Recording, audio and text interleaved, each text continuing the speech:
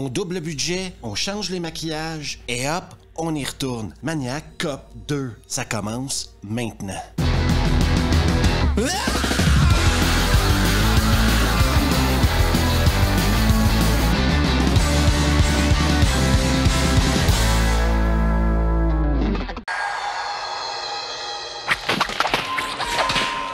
Le film commence par nous montrer la fin du premier. Mais exactement la fin du premier. Plan par plan. Fondu au noir. Et comme pour le premier film, un générique rempli de tension commence. On nous montre les débris du fourgon du premier. La musique vient nous chatouiller la colonne vertébrale et nous retransporte directement dans l'univers de Maniac Cop. Inspiré fort probablement par Cobra, le générique est enchaîné par une scène de braquage dans une supérette. Mais comme il n'y a pas d'argent dans la caisse enregistreuse, eh bien le mec va décider de jouer à des scratchs. Au Québec, on appelle ça des gratteux. En Suisse et en France, j'ai aucune idée de comment vous appelez ça. Je vais appeler ça des scratchs. Sainte Vierge, la trouille me fait avoir des visions. Miracle, 5000 $. Il a beau avoir gagné 5000 $, mais une surprise l'attend. Eh ben, c'est pas trop tôt. Le commis qui croit que le Maniac Cop est là pour tuer le vilain se trompe. Il ne pourra jamais profiter des 5000 $. Et bouclez-le pour un bon bout de temps, il est dangereux. Et afin de s'occuper du braqueur, eh bien, le plan de Matt Cordell est très simple. Il va lui donner le flingue et le laisser sortir de la supérette. Parce qu'à la sortie de la supérette, les flics vont finir le boulot à sa place. Jette ton arme ou on tire. C'était un flic, je l'ai vu. Retour de Bruce et Mallory qui sont maintenant blanchis. Mais comme on n'a toujours pas trouvé le corps de Matt Cordell, eh bien Mallory croit qu'il est toujours en vie. Et elle a pas tort. Si on n'a pas retrouvé son corps dans le fleuve, c'est pour la bonne raison qu'il n'y était pas.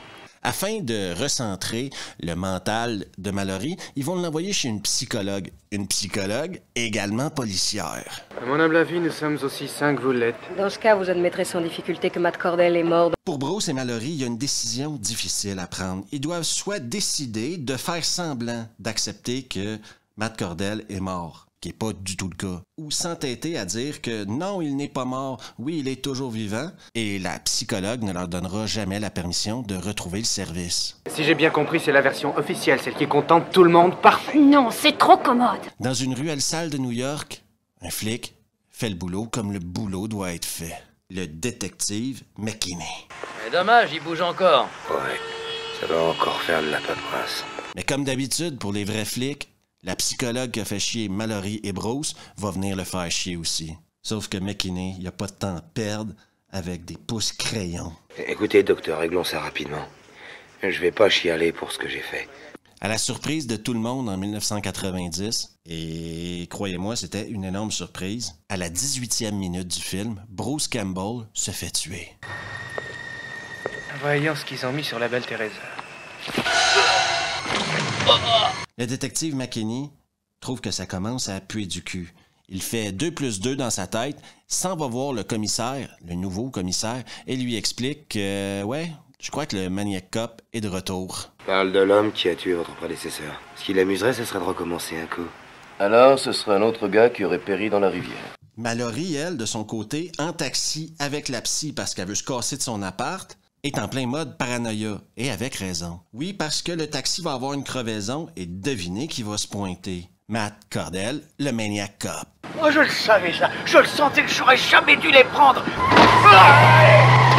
Le pneu du taxi explose et comme c'est pas sa voiture, Mallory, elle s'en fout de foutre en l'air les jantes. Eh ben, poursuite dans les rues de New York sur une jante.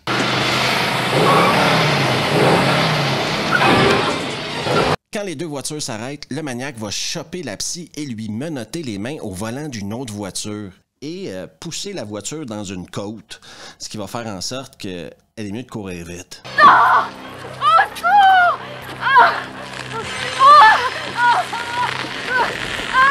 Mallory, elle, sort la tronçonneuse.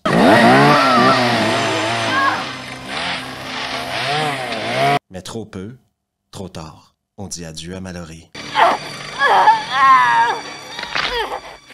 Tous les héros du 1 sont maintenant morts et la psy est en plein slalom, essaye de survivre attachée au volant d'une bagnole qui va à toute vitesse.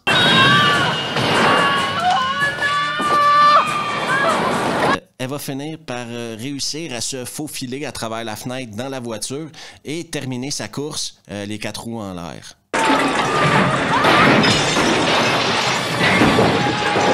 Mais bien énervée, après avoir survécu à tout ça, elle va se pointer direct au studio de télé où le commissaire est en train de donner une entrevue et elle va lui dire « Non, mais arrête de déconner, le problème de New York présentement, c'est Matt Cordell, le Maniac Cop, il veut tuer tout le monde et il est de retour. » Mais je suis venu parler d'une autre série de meurtres que la police essaie de couvrir. Contrairement à ce que prétend le rapport, le policier fou n'est pas mort. Le commissaire, comme vous pouvez l'imaginer, ne va pas du tout aimer sa petite attitude et il va la remettre à sa place. Vous avez commis une bêtise monumentale, mademoiselle. Je veillerai à ce que vous soyez suspendue. Salut toi qui regarde une vidéo de Maniac Cop 2 sur la chaîne Revue.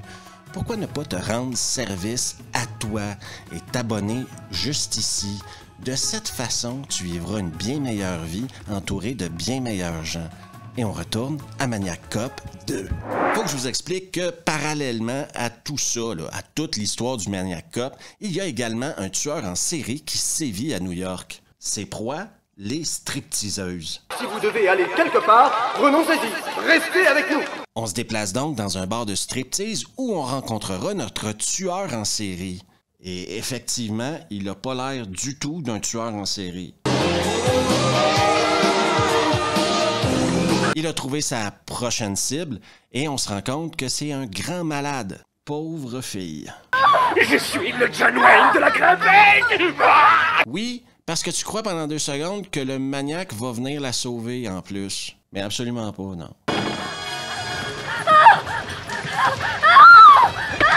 Une chose est certaine, c'est que l'arrivée du maniaque fait en sorte que ça permet au tueur en série de se casser et d'éviter les flics. Et maintenant, les 2 mecs deviennent colocataires. Ils vont tous les 2 aller se reposer à la piole du tueur en série. Ça ne me dérange pas que tu dises pas un mot. De toute façon, la plupart du temps, moi je parle tout seul. La stripteaseuse qui a survécu à l'attaque du tueur en série va aller rencontrer la psy et le détective McKinney. Et parlant du détective McKinney, une chemise en denim et une cravate, c'est la classe. Oui, ce soir, on va faire une opération Love Story. Aiguillés par la stripteaseuse, la nuit venue, ils vont bien sûr tomber sur le tueur en série en question. Lieutenant, c'est lui. Ils vont l'arrêter très facilement. Et lorsqu'on arrive en prison, on voit un jeune Danny Trejo qui a toujours pas assez de pouvoir à Hollywood pour lui dire de se taire. Surtout, n'oublie pas Cordell. Le tueur en série est convaincu que Matt Cordell, le Maniac Cop, va venir lui sauver les miches et le libérer de prison. Et vous savez quoi? Il a pas tort. Au champ de tir, boucherie. Dans les bureaux, carnage. Les mecs, c'est des flics, OK? Mais lâchez vos téléphones et faites quelque chose, quoi. Là, vous avez l'air d'une bande de victimes. Est-ce qu'à cette heure-là, il restait que les secrétaires dans le bureau ou bien? Laissez-moi vous dire qu'il y en a un qui va faire un sale vol plané, OK? Et le tueur en série, là, il est content. Il est très content. Ça doit déjà être l'heure des visites, parce que mon copain est revenu. Apparemment, Matt et le tueur en série ont un plan. Ils ont pris la psy en otage et ils veulent aller à la prison de Sing Sing. Oui, parce que Matt veut se venger de ceux qui l'ont martyrisé. Vous vous souvenez dans le premier de ceux qui l'ont martyrisé, coupé partout et laissé pour mort? Eh bien, il veut sa vengeance, et comme ces gars-là sont à Sing Sing, ben il va profiter qu'il y a un autre mec qui doit être transporté à Sing Sing pour voler l'autobus et se rendre à Sing Sing. C'est compliqué, j'essaie de l'expliquer le mieux que je peux. Amène un prisonnier, Bloom Joseph T. Il n'était prévu que pour demain matin. Le détective McKinney, lui, a une très bonne idée pour que ce carnage-là s'arrête. Et pour ça, il a besoin de l'aide du commissaire. Toutes les personnes qui ont participé à la mise en prison de Matt Cordell doivent avouer leur tort. Oui, je le sais, le détective McKinney, c'est un rêveur.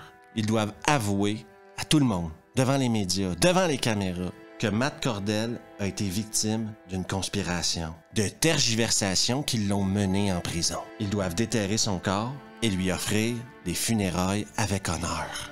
Le commissaire acceptera-t-il de payer le prix de ses erreurs? Matt Cordell, le maniac cop, arrive à la prison et c'est l'heure de la douce vengeance pour lui. Il n'a jamais accepté d'avoir été assassiné et c'est normal. Nous sommes les grands libérateurs! Ouais! Votre attention!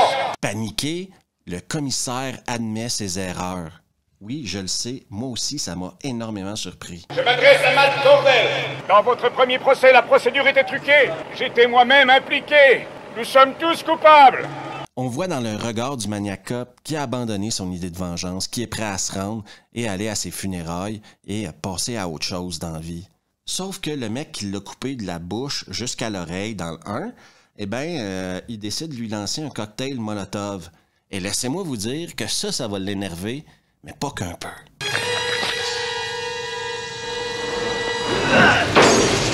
Et juste question comme ça va prendre plus qu'un cocktail Molotov pour arrêter le maniac cop. Les coupables vont payer. Pour des raisons qu'on comprend pas trop, le tueur en série, tout d'un coup, va retourner sa veste. T'en as rien à foutre de moi! T'es pas mon ami! Et je pense que ça va énerver Matt parce qu'il va le tuer comme un chien. Oui, un chien en feu. Un chien en feu qui sauterait d'une fenêtre.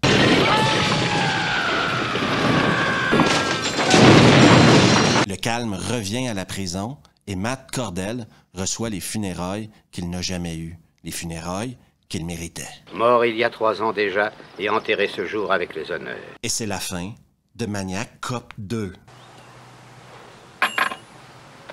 Pardon, maintenant, c'est la fin de Maniac Cop 2. Est-ce que tuer Bruce Campbell dans les 20 premières minutes d'un film est un risque? Oui, un gros risque. Mais comme dans le 1, on tuait Frank aussi. Donc, le véritable protagoniste de ces films-là, c'est le maniac cop lui-même. Et non les gens qui essayent de l'arrêter, parce qu'il est sur un chemin personnel. Trouver la rédemption, redonner l'honneur à son nom, anéantir la corruption. Et c'est pour ça que t'en veux pas trop au réalisateur, Luttig, d'avoir décidé de tuer les 2 personnages principaux du dernier film. Apparemment, faut pas poser la question à Bruce Campbell si vous le voyez dans un con quelque chose, parce qu'il risque de vous envoyer chier. J'ai pas le choix de vous répéter ce que je vous disais après Maniac Cop 1, la dernière vidéo. C'est un mélange de slasher et polar et c'est vachement efficace. Le 2 est très correct aussi. Pour certains, il sera meilleur que le premier. Moi, personnellement, j'ai du plaisir à regarder les 2. Et oubliez jamais que Maniac Cop, c'est grâce à la VHS que ces films-là existent. Aucun de ces 2 films-là n'est sorti au cinéma aux États-Unis. Ils ont eu des sorties au cinéma un peu partout dans le monde. Maniac Cop 2 a même été à Cannes. Mais en Amérique du Nord, c'est le marché de la VHS qui les a fait vivre. Maniac Cop 2 est venu au monde grâce à la demande qu'il y a eu après Maniac Cop 1, grâce au succès qu'il y a eu dans les clubs vidéo. Et c'est la même chose pour Maniac Cop 3. Oui, il existe un Maniac Cop 3. Vous ne le verrez pas à revue. Vous le verrez à vendredi nanar. Parce que c'est vraiment avec le 3 qu'on a perdu l'esprit, je dirais, de la franchise. Mais que ce soit d'écouter Maniac Cop 1 ou d'écouter Maniac Cop 2, vous allez passer un super moment parce que déjà la réalisation, comme je vous disais lors du premier, le mec a un style, vous pouvez aimer ou pas aimer son style, mais vous pouvez pas dire qu'il n'y a pas de style. Et moi, j'aime bien les mecs qui ont un peu de style, quoi, du panache. Des mecs qui essayent de sortir des sentiers battus, qui s'inspirent de trucs, mais qui utilisent l'inspiration pour aller prendre la route de l'exagération. Le jeu des acteurs est impeccable. Et dans ce genre de film-là, c'est pas standard d'avoir du bon jeu d'acteurs. Je sais pas si vous avez regardé Les Griffes de la Nuit dernièrement, mais la mère, là, ouf, c'est pénible. Si vous aimez ce genre de film-là, horreur des années 80, début 90, mélangé avec du polar, du slasher, vous allez adorer Maniac Cop 1 et 2. Si c'est un genre que vous n'aimez pas, c'est pas ces 2 films-là qui vont vous faire changer d'avis sur le genre. Merci à tout le monde d'avoir pris le temps d'écouter la vidéo et si vous aimez le contenu, n'hésitez surtout pas à vous abonner. Juste ici à laisser un pouce bleu, activer les notifications, partager la vidéo avec vos potes et on se revoit la prochaine fois.